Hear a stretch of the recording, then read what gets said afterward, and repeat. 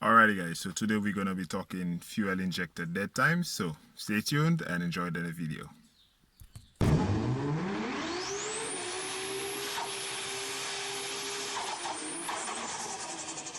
Okay, so this gets asked a lot on the Speeduino pages. We're talking about voltage correction, some people call it dead times. They all have multiple names for it, but it's all pretty much the same. Essentially, we're going to talk what exactly is dead times. So a fuel injector, we're going to try to make this as simple as possible and as quick as possible. So a fuel injector is nothing more than a huge coil with a magnetic field. One end goes to 12 volts, the other end is pulsed by the ECU. Doesn't have polarity or anything. Being that it's a solenoid, it's affected by voltage. The lower the voltage, the more time the injector takes to open. Because an injector doesn't open or snap open immediately when the power and the ground is applied. It has some dead time to it, hence the name dead time. Newer injectors usually snap open a lot quicker than older injectors. By newer injectors, I mean like the Bosch EV14s, EV11s, and whatnot. Older 90s and 80s injectors usually take a bit more time. Right, this is pretty simple. Generally, if you buy fuel injectors, it would come with the injector data. But if you don't have it, there are a couple of pieces of software which you can use to do that. Right, so in Tunerstudio, in the Speeduino project, okay, let me bring this back up. Okay, my keyboard is wet. All right. So we're going back into here. This is a MS3 project I have open. So we go in here, Speeduino. The settings for the fuel injectors would be here on the injector characteristics. We're just gonna breeze through that. So one thing it's helpful to know beforehand is what is the charging voltage of your car. Generally, most cars charge, idle, and run at about 13.5 volts. Right? You'll see why this comes in handy when we speak of the dead times. Right? So we're gonna have injector open time in milliseconds. This 1.0 is the dead times you would see on your injector spec sheet. So if you buy a set of Bosch injectors, IDs, RCs, or whatever, at 13.5 volts, it would take, which would be your charging voltage, it would take 1.0 milliseconds to open. Right? Like I said, newer injectors would probably be around 0.7, 0.8, thereabout. So we're going to leave this for now. For today's example, we're going to assume that we're doing a Honda Civic. Let's say a 90s Honda Civic.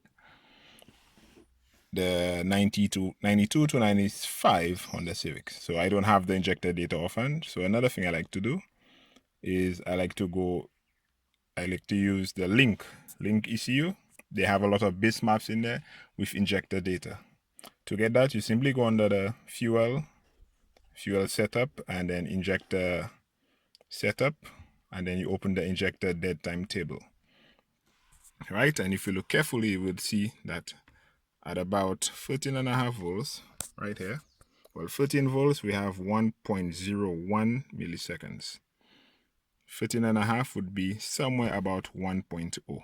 And it also goes up 14, 15, 16, 17, and it goes down to 12. So what I usually do is I use that as a guide to make my dead times. Right, so I'll go back into the Tunerstudio software.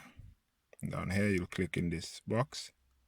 You get the table down here, and you can set this to whatever you want. So for me, what I do, since the car idles around 13.5 volts, so we go 13.5, we go 15, we go 17, we can go 12 here,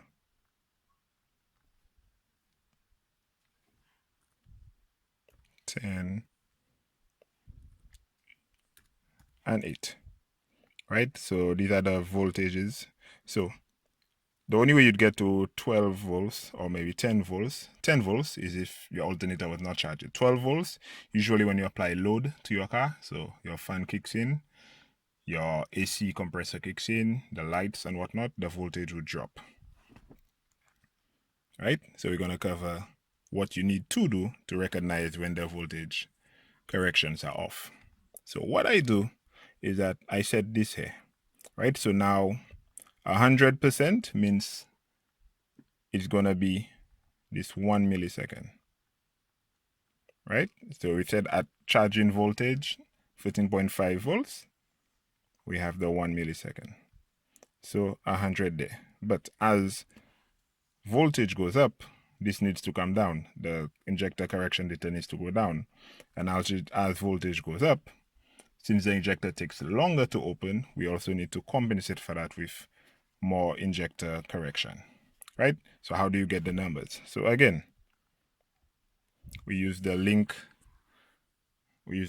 stuff, the injector data. If you have your injector data, that too can work. So what I do is I simply just do, if you look here, this is what I just come up with. How do I come up with these numbers? All right, so remember I said at 13.5 volts, it's 100. Right, we're gonna leave this here for now. So at 12 volts, we have 1.19. So simply go into a calculator, clear this. So we have 1.19. You divide that by the 1. So you get 1.19, and you multiply that by 100. So we essentially have 119. So at 12 volts, it would be 119%. So basically, we added 19% correction to the base of the 1.0. Same thing for 10 volts. If we look at the 10 volts in here, it's 144. So 144 divided by the 1.10, which we would have at the 13.5 volts, would give you 1.44, multiply that by 100. So at 10 volts, if your voltage ever drops to 10 volts, the ECU would add 44% correction to your existing fuel map. And it's as simple as that. The other thing I need to remind everyone of is, where is it? Here, for injector voltage mode. I usually use for open time only. I don't use the whole pulse width. Generally works better for me in that regard. So how would you know if your injector dead times are off? So what you would do, this car, I don't have an ECU installed on this car anymore. So your car would be idling around here or wherever it is it's idling. You make sure that your car is properly tuned where the fuel ratios are pretty steady. So let's say we're getting a consistent 14.0 at idle. So what I do is I add load to my car. So I would turn on the headlights. So at idle with no load, just the engine running, 13.5 volts, my car is idling at a 14.0. I turn on the headlights. So my voltage drops to 12 volts. Let's say we drop down to 12 volts. So the ECU is supposed to add 19% to the existing dead times, the 1.0. So it's supposed to automatically, within the software, change it to 1.19 milliseconds. So basically it has 19%, and then my fuel ratios should stay the same. If it goes richer than that, then what I do, I just back off from the 1.19 and I go 1.17, and then you play with it till you get it right. It doesn't have to be exact, but we don't want any huge swings so that when you turn on your headlights, your fuel ratios jump from 14.0 to 17.0. You don't want that. Similarly, if it goes lean, then you increase the 19 to 22, 25, whatever works for you in that regard. And that is essentially how we do injector dead times. I wish I had a running car so I can give you a visual demonstration, but that's going to cover it for now. So injector dead times, really simple. Again, you just find some injector data. And even if you don't have injector data to start off with, if it's a newer style injector, just start off with something like a 0.9 right here. So bring this up again. Start off with a 0.9 in there, and then start off with some figures like what I have here.